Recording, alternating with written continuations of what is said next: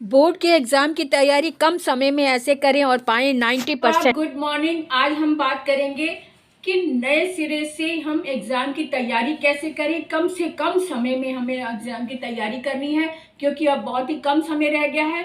अब इस समय हमें पूरा सिलेबस पढ़ने की ज़रूरत नहीं है, टाइम भी नहीं है। इसलिए हम क्या करेंगे कि नया टाइम टेबल बनाएंगे। सबसे पहले टाइम टेबल तो आपके पास बना होगा, लेकिन नए तरीके से, यानी कि कम समय के अनुसार हमने अब टाइम टेबल बनाना है कि एक महीने में हमने सारे सिलेबस को कैसे कवर करना है और हमें 90% भी लाने हैं। तो इसलिए हमें ध्यान रखना है कि इम्पॉर्टेंट क्वेश्चंस कौन से हैं।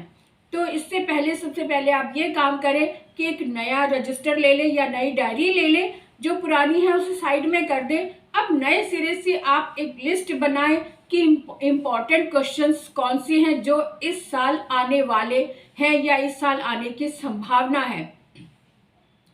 लिस्ट बनाएं। अब आप उसे लर्न करना शुरू कर दें। लिस्ट बनाने में बहुत समय ना लें, कम से कम समय में लिस्ट बनाएं।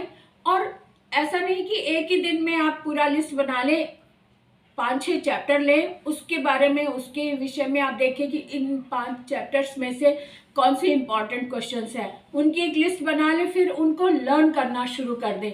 और लर्न कैसे करें? आप अपने तरीके से लर्न करेंगे, कभी किसी की नकल मत करो। कोई बोल बोल कर लर्न करना है, कोई लिख लिख कर करता है, कोई चुपचाप लर्न करता है, लेकिन आपका अपना तरीका क्या है? अगर आप बोल कर लर्न करते हैं तो बोल कर ही लर्न करो, क्योंकि आपकी अपनी जो कैपेसिटी है, जो आपकी क्षमता है, वो आपको पता है, किसी और को नहीं पता। इसलिए किसी के कहने पर या किसी की नकल से अपना समय मत बर्बाद करो।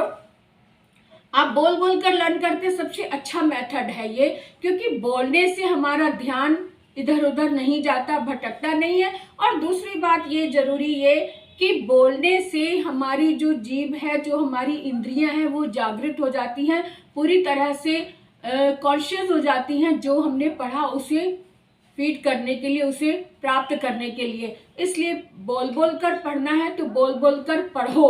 रूम में पढ़ लो, गैलरी में पढ़ लो, खुले मैदान में पढ़ना है वहां पढ़ लो, लेकिन आप बोल बोल कर पढ़ो। और दूसरी बात ये कि कुछ बच्चे पढ़कर रीड करते हैं, 5-6 बार रीड करते हैं, उसके बाद जो रह जाता है मन में उसको लिख कर याद कर लेते हैं। ये तरीका भी एक बहुत अच्छा है कि लिख कर याद करना। उसके लिए क्या है कि अगर आप एक क्वेश्चन का अगर पैराग्राफ में, तो उसके पॉइंट्स बना लो। पॉइंट्स 3 या 4 या 5, जिसमें आपको लगता है कि 5 पॉइंट्स में पूरा आंसर कवर हो जाता है, तो पॉइंट्स में लर्न कर लो। पॉइंट्स में लर्न करने से दिमाग में रह जाता है, अच्छे से याद हो जाता है कि फर्स्ट पॉइंट में ये था, सेकंड में ये था।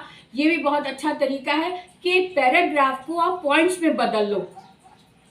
तो अब बात रहेगी कि इम्पॉर्टेंट क्वेश्चंस को समय पर कैसे पूरा करना है।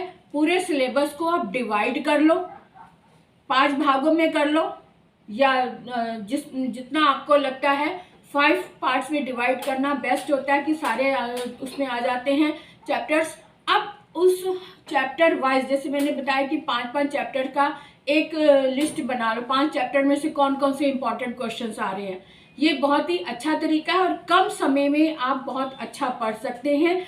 लेकिन आपको पूरा दिन फोकस करना है, इस समय 1 महीने के अंदर आपको पूरा करना है। इसलिए इसमें इस टाइम पे आप कोई और काम जो कर रहे हैं उसको साइड में कर दो। इस समय आप कोई भी दूसरा काम नहीं करेंगे। 6 से 8 घंटे आप इसमें लगाएंगे। बीच में आप अगर उठेंगे तो सिर्फ खाना पानी के लिए उठेंगे या जरूरी काम के लिए उठेंगे, लेकिन पूरा दिन आपको पढ़ना है। और इसके लिए सबसे जरूरी अपने आप को अपने तरीके से लर्न करना है, किसी की नकल नहीं करनी है। तो आज से, अभी से शुरू हो जाइए अपनी बोर्ड की एग्जाम की तैयारी के लिए। और अगर कोई डिफिकल्ट क्वेश्चन आपके सामने आ जाता है जो इम्पोर्टेंट है लेकिन उसका आंसर नहीं आ रहा, तो आप क्वेश्चन करके, आप फोन करके मुझे जरूर पूछ सकते हैं, या आपके आसपास जो है जिससे आप बात कर सकते हैं, पूछ सकते हैं। तो आपने जो डिफिकल्ट क्वेश्चन है उसका आंसर जरूर जानो और फिर उसे लर्न करो। तो शुरू हो जाओ आज से, अभी से।